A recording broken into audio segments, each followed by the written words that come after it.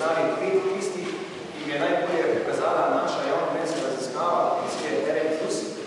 ki smo jo delali na pobudo in jo v drugih dneh tudi objavili v Večeru in 5 kandidatov, oziroma 4 kandidati in kandidatka so danes z nami. Uvodoma še o pravilih, vsak izmed kandidatov na moje vprašanje imel minuto časa za odgovor. Vse bomo govorili, ker želim spodbuditi razpravo, seveda odobljene in zaželjene tudi replike, ki pa seveda morajo biti krajše. Uvodoma za ogrevanje bomo predstavili vsakega od kandidatov, pravzaprav s tistim izbranim življenjskim motom, ki smo ga zapisali v njihovem naredu v časopisu Večer, pokomentirali bomo skupaj, odgovorili pa boste tudi na kratko vprašanje, zakaj ste ravno vi tisti, ki ste najbolj primerni za ruskega župana. Torej, da kar začnemo, vidim, sem zelo vesel, da se je izbrala pravo tudi publike, tako tudi v Verenju in vidim, da tukaj na pobudu kar zanimiva razprava. Z nami najprej na moje veri je dr. Štefan Čenanko, kolega in aktualni župan mestne občine Ptuj, nasprotuje 4. mandat, doktor tehničkih znanosti, smer tehnologija, nekoč tudi LDS-ov poslanec državnega zbora, raziskavi za tudi 30%. Njegov moto je, da smo zapisali v njegovem naredu, bistvo življenja ni v jemanju, ampak dajanju. Torej lahko komentirate na moto in zakaj se ravno vi najbolj primerni za župana. To so taka ogrevalna vprašanja, preden začnemo zares, zato prosim, da ste še bolj kratki. Najprej bi seveda želel popraviti drobno napako, torej poslanec nisem bil do zdaj nikoli, ki nisem kandidiral za poslansko funkcijo. Kar se tiče pa seveda mojega mota, pa je zadeva, me življenje naučilo, torej če želiš, da se ti dobro vrača, potem moraš dobro seveda tudi dajati in smisel tega neoliberalnega, jaz povedo rečem, turbokapitalizma, kjer bi morali imeti vsaki dan več, vsaki dan više, torej nerazumno črpati. Vsa naravno bogatstvo okoli sebe, to je nekaj, kar je meni tuje, kar ni bližno, torej to se veliko bolj srečem, če lahko nekoga osrečim, ker smo ostrok mene nasmejali, prijatelji, ki si tudi slabo nasmejali in dovoljevali. Zakaj ste ravno vi najbolj primerni za župana?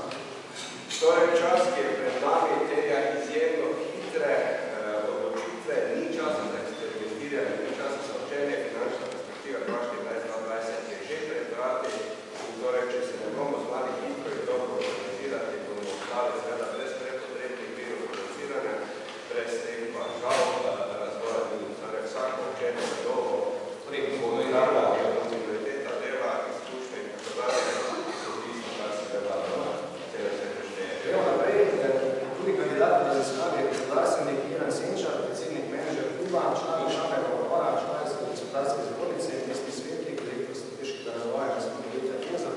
Predstavljamo je pokazala 5,7%. Vaše geslo, ki ste se ga izbrali, je za delovne in komunine ni ovire. Zakaj je to geslo? Zakaj ste ravno vi boljši kot Štefan Čenanko? Zakaj je to geslo? To geslo sem preizkusil.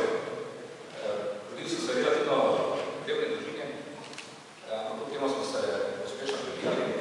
Ko sem počel študij ekotehnike, sem se odločil za službo v šolskem centru Ptuj, potem kmetijski sindikatu Ptuj. Potem me je to gnalo naprej. Zakaj ste ravno vi najbolj primerni za župana? Jaz mislim, da je zdaj čas krize, da zdaj res je čas za eksperimentiranje, da mora biti na to mesto nekdo, ki zna nekaj ustvariti iz nič.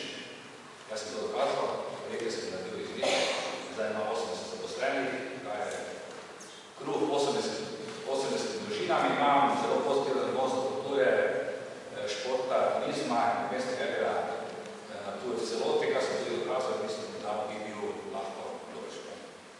Hvala, gremo naprej. Na 3. mestu se je po našem anketi uvrstila Vlasta Soja, kandidatira s podporo SD-ja, ki sodeluje v menedžerju tudi močno službo Zavoda za zaposlovanje, sedaj ste v centralni službi Zavoda za zaposlovanje Republike Slovenije, odgovorni za sodelovanje z delodajalci. Misli pozitivno in pogumno stopajo naprej, ste rekli. In zakaj ravno vi? To, kar je moj moto, tako tudi mislim in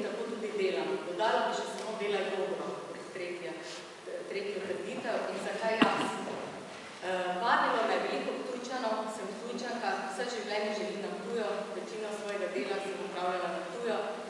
Zadnja 4 leta delam v Mariboru, Ljubljani, po vsej Sloveniji in vidim, da imamo v Sloveniji veliko uspešnih občin, ki ob isti zakonodaji in zmanjšanju proračunov uspešno raste. In to mi je bil izziv. Zakaj pa ni tuj?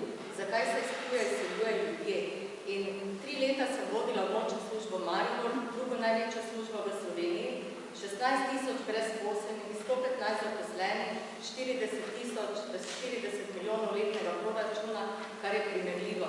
Imam veliko izkušenj in znanja za vodenje velikega sistema, podporo gospodarstvu in ljudem.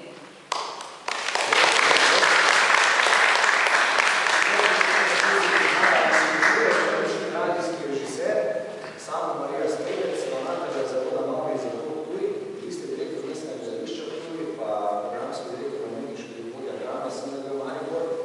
Moraš samo umreti, ste rekli, bil vaše moto. Zakaj in pa zakaj ste Enkrat sem v življenju v Božji družini imel smrt, takrat sem gotovo, da to, kar si veste, da treba samo umreti.